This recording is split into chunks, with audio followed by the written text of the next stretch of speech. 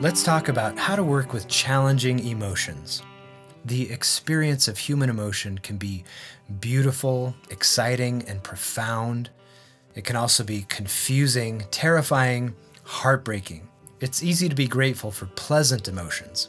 Think for a moment about the emotions that come along with your most cherished relationships. You might also think about positive emotions you've had listening to music or watching a good movie, or at an exciting sporting event or concert.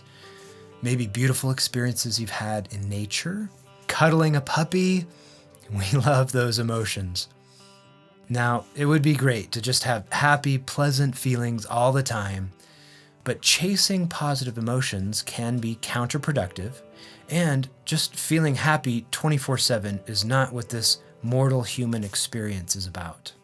Life does include periods of challenge and grief, anger and anxiety, doubt and fear, and it's normal to not want to feel that way, but we can either respond to these difficult emotions in ways that make things worse, or we can learn to respond with wisdom and awareness and actually appreciate and benefit from these experiences.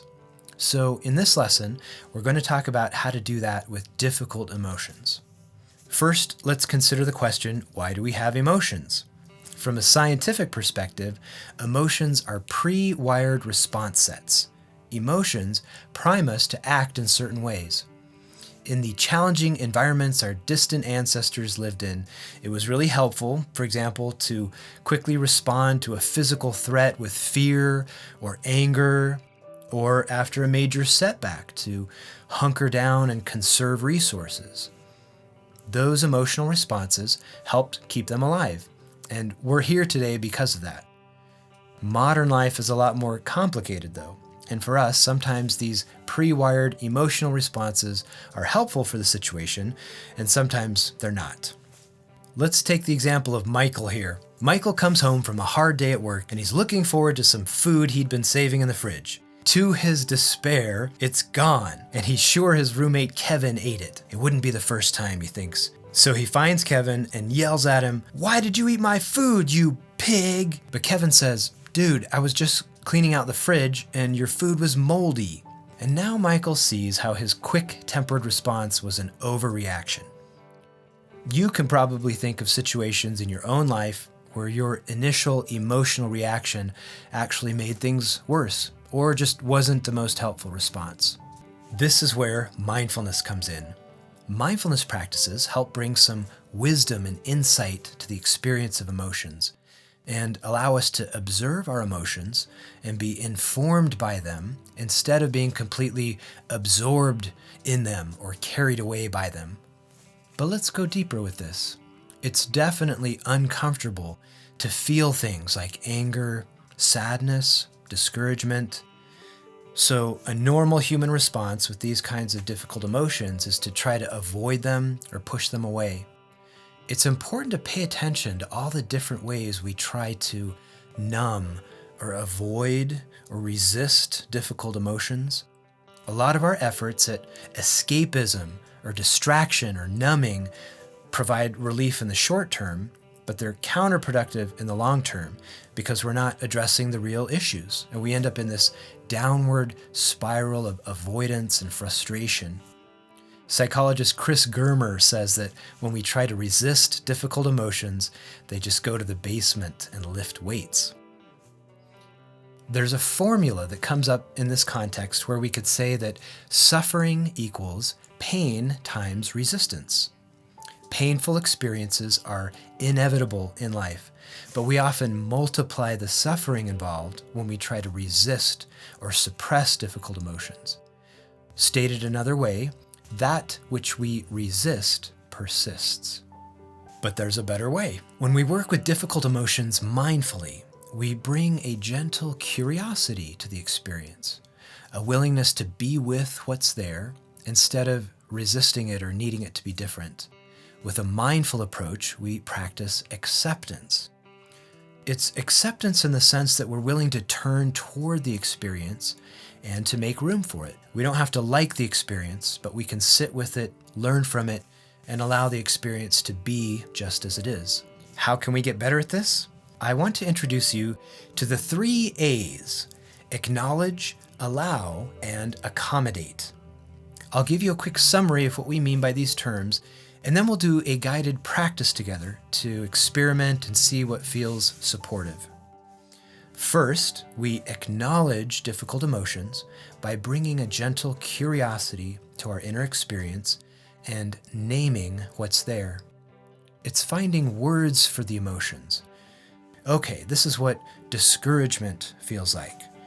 Or this is a moment of sadness. Acknowledging, putting words to the emotional experience, makes it all feel less nebulous or dangerous, and then we're in a better position to work with what's there. Next, we allow the experience to be there without needing to change it or make it go away. We don't need to like it, but we can give it permission to stay. It's like we drop the struggle with it. A great question to work with is, can I allow this to be here just as it is? It's okay if it feels hard, or you notice resistance to the idea of allowing these difficult emotions to hang around. See if you can work with the intention to let these emotions be here. It may also help to normalize these emotions. You're a human being, and this is what it's like to have normal human emotions. There's nothing wrong with experiencing these emotions. You have a heart, and you care. Allow yourself to be human. In the 3rd A, we accommodate these difficult emotions by making room for them, giving them some space, and working with what's there. There are many practices that can help with this. We can practice grounding. Drop down into the physical sensations of the body.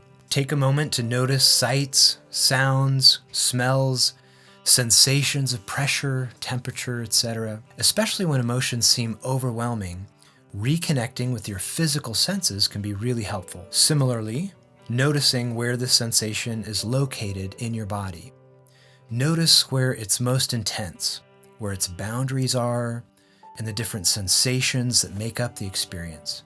Explore the emotion like a curious scientist. You could see what it's like to breathe into the feeling.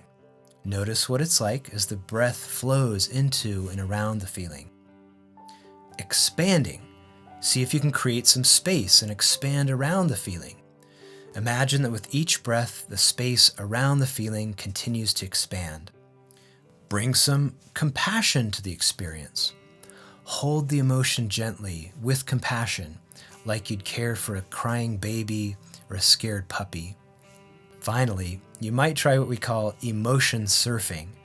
Imagine you are surfing these emotions or urges as if they're powerful ocean waves. Just ride on the surface and see how far they go on their own. If you don't add to their energy through your own thoughts and interpretations, you might notice how they just play themselves out in less distressing ways. So to review, the 3 A's in working with difficult emotions are to acknowledge, allow, and accommodate. Keep in mind that the point of these practices is not to make difficult feelings go away.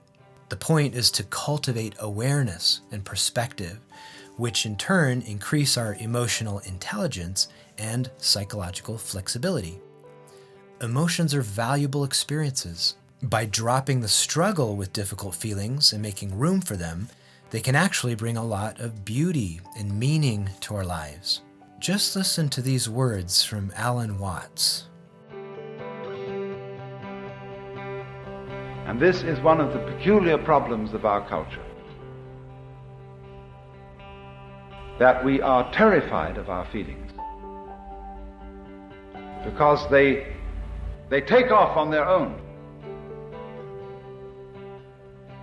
And we think that if we give them any scope, and if we don't immediately beat them down, they will lead us into all kinds of chaotic and destructive action. But if, for a change, we would allow our feelings and look upon their comings and goings as something as beautiful and as natural and necessary as changes in the weather, the going of night and day, and of the 4 seasons, we would be at peace with ourselves.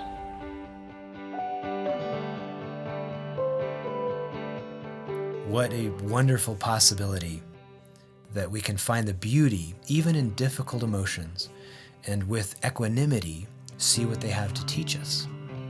All right, let's practice this together.